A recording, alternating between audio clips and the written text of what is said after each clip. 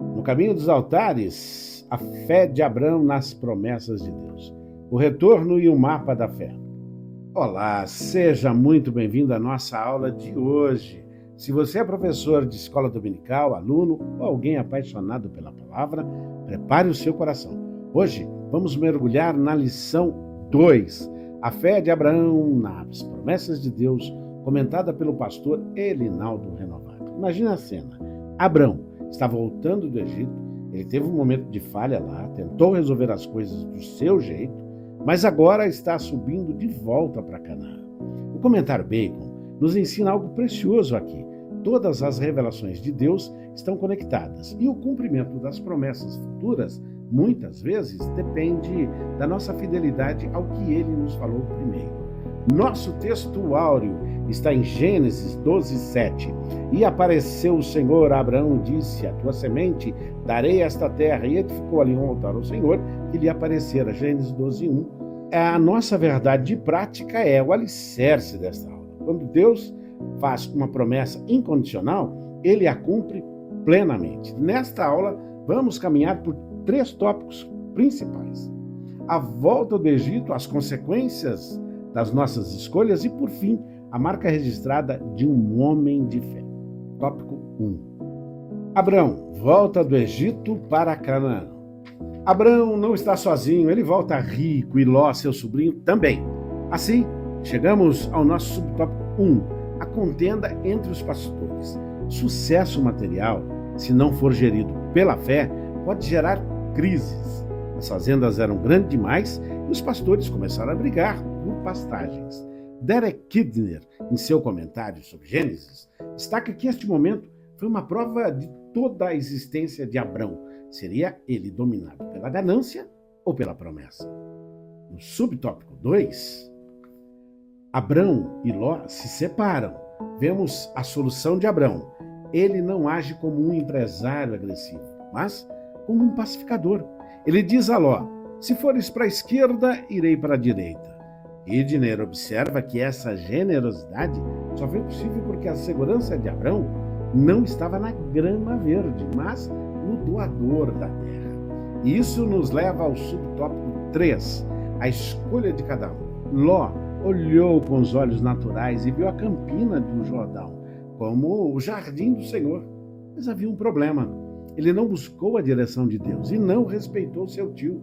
Ele escolheu pela aparência. Abrão, por outro lado, preferiu manter a comunhão e confiar na promessa incondicional. Atenção, professores! Para mexer com a classe e tornar a lição inesquecível, surgir aí esta dinâmica, a dinâmica do mapa.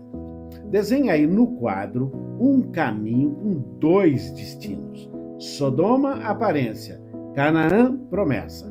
Peça que os alunos citem decisões que tomamos hoje, baseadas apenas na aparência e os riscos que elas trazem, como o Ló enfrentou. Tópico 2.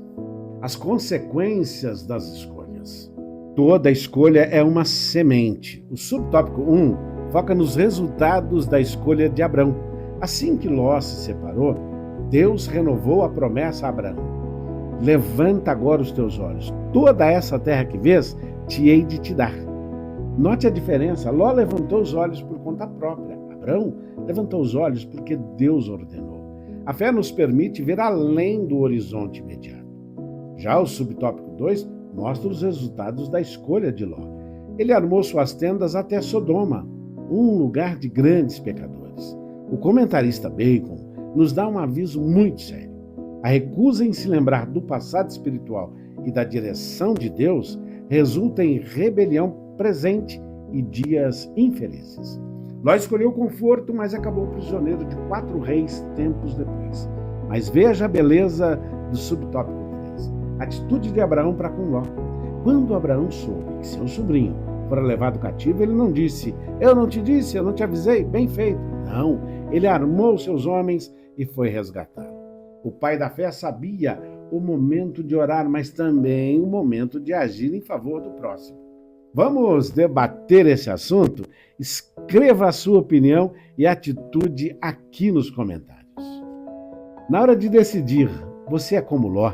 Olha para a aparência ou como Abraão, espera a direção de Deus? Vamos lá, coloque seu comentário e vamos juntos. Tópico 3. Os altares erguidos por Abrão. Abrão é conhecido como o construtor de altares.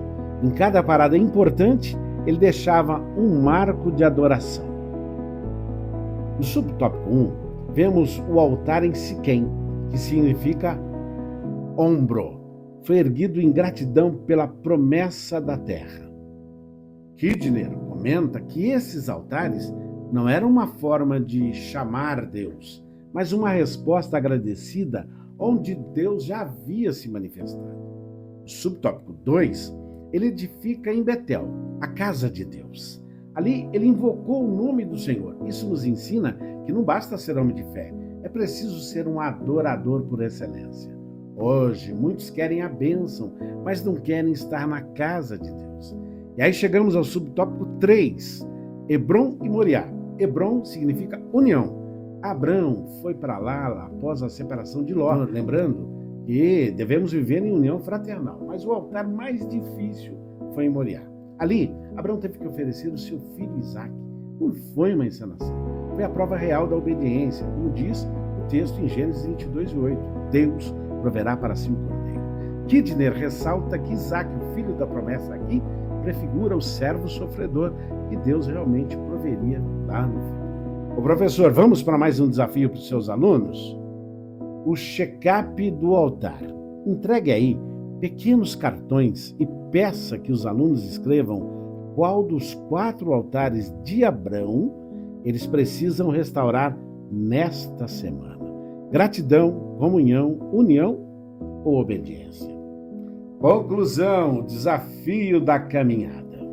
Chegamos ao fim da nossa jornada de hoje, jornada maravilhosa. E o que aprendemos com a fé de Abrão? Primeiro, que decisões sem consulta a Deus, como as de Ló, trazem prejuízos profundos e às vezes irreparáveis. Segundo, que a verdadeira segurança não está nas circunstâncias, mas em Deus, que trabalha em nosso favor mesmo quando não percebemos. Abrão nos ensina que a vida de fé é pontuada por altares. Em cada fase da sua jornada, boa ou difícil, ele construiu um lugar de adoração. Minha pergunta para você, aluno ou professor, como anda o seu altar? Você tem olhado para a vida com os olhos de Ló, pela aparência, ou com os olhos de Abrão, pela promessa? Lembre-se da nossa verdade prática. Deus cumpre plenamente o que promete. Que Deus te abençoe nesta semana e que você possa edificar altares de gratidão por tudo que Ele tem feito por você. Um abraço e até o nosso próximo encontro.